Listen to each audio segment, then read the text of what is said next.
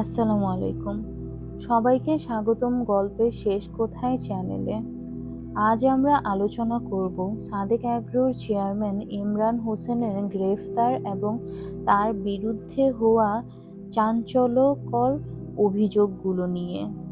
কিভাবে তিনি কোটি কোটি টাকা মানি লন্ডারিং করলেন, চোরাচালানের মাধ্যমে কিভাবে অবৈধ ব্যবসা পরিচালনা করছিলেন, সিআইডি কিভাবে তাকে ধরল, সব জানতে হলে ভিডিওটি শেষ পর্যন্ত দেখুন এবং লাইক, কমেন্ট এবং সাবস্ক্রাইব করতে ভুলবেন না। সাদেক অ্যাগ্রো বাংলাদেশে পরিচিত একটি বিখ্যাত গরুর খামার ও আমদানি প্রতিষ্ঠান।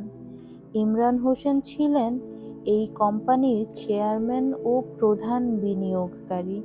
তিনি ব্রাহ্মা জাতের গরু এবং ভুট্টি জাতের গরু আমদানি করতেন, যা বাংলাদেশে বিভিন্ন বাজারে বিক্রি করতেন।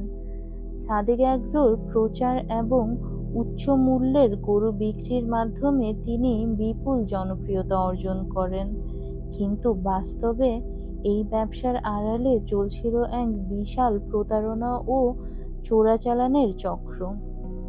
গত কয়েক মাস ধরে আইন শৃঙ্খলা বাহিনী লক্ষ্য করছিল যে সাদেক অ্যাগ্রোর আমদানি করা গরুগুলো বেশিরভাগই অবৈধ উপায়ে দেশে প্রবেশ করছে। 2024 সালের শেষের দিকে কিছু ভুক্তভোগী ক্রেতা অভিযোগ করে যে সাদেক অ্যাগ্রোর কিছু গরু নকল ব্রাহ্মা জাতের গরু ছিল, বাজারে মূল্যের চেয়ে অনেক বেশি দামে প্রচার চালিয়েছে, প্রতারণা করা হয়েছিল। গরুগুলো নেপাল ও ভুটান থেকে অবৈধভাবে চোরাচালান করা হয়েছে। এইসব তথ্য পাওয়ার পর সিআইডি একটি বিশেষ টাস্ক ফোর্স গঠন করে এবং তদন্ত শুরু করে। সিআইডি তদন্ত করে দেখল সাদেক অ্যাগ্রোর নামে 133 কোটি টাকার মানি লন্ডারিং হয়েছে। ইমরান হোসেন বিদেশ থেকে অবৈধ গরু আমদানি করতেন।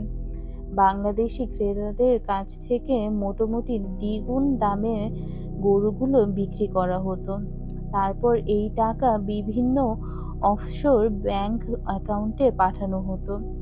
মূলত এই অবৈধ অর্থ পাচারের মাধ্যমে তিনি বাংলাদেশের অর্থনীতিকে মারাত্মক ক্ষতিগ্রস্ত করেন। অবশেষে 3 মার্চ 2025 সিআইডি ইমরান হোসেনকে ঢাকার গুলশান থেকে গ্রেফতার করেন। সিআইডির প্রধান মতিউর রহমান শেখ এক প্রেস কনফারেন্সে জানান, ইমরান হোসেন দীর্ঘদিন ধরে প্রতারণার মাধ্যমে কোটি কোটি টাকা আত্মসাৎ করে আসছিলেন।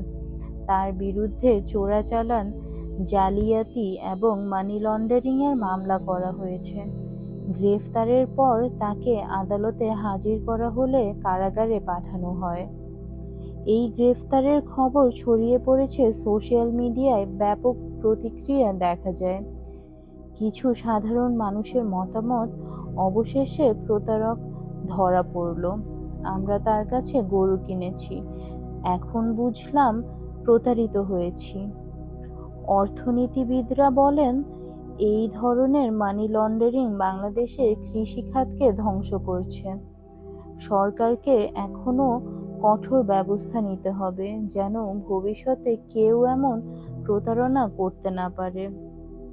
বর্তমানে ইমরান হোসেনের বিরুদ্ধে তদন্ত চলছে এবং তার বিরুদ্ধে বিভিন্ন আইনি ধারা অনুযায়ী মামলা দায়ের করা হয়েছে।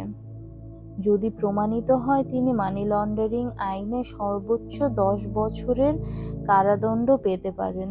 চোরাচালান প্রমাণ হলে তার সম্পত্তি বাজেয়াপ্ত হতে পারে।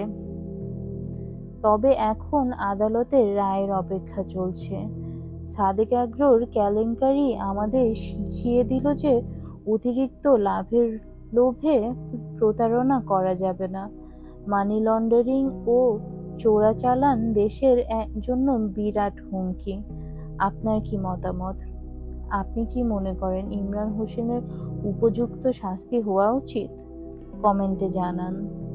আর যদি এমন আরও গুরুত্বপূর্ণ ঘটনার বিশ্লেষণ জানতে চান তাহলে লাইক, কমেন্ট এবং সাবস্ক্রাইব করুন আমাদের চ্যানেল গল্পের শেষ কোথায়।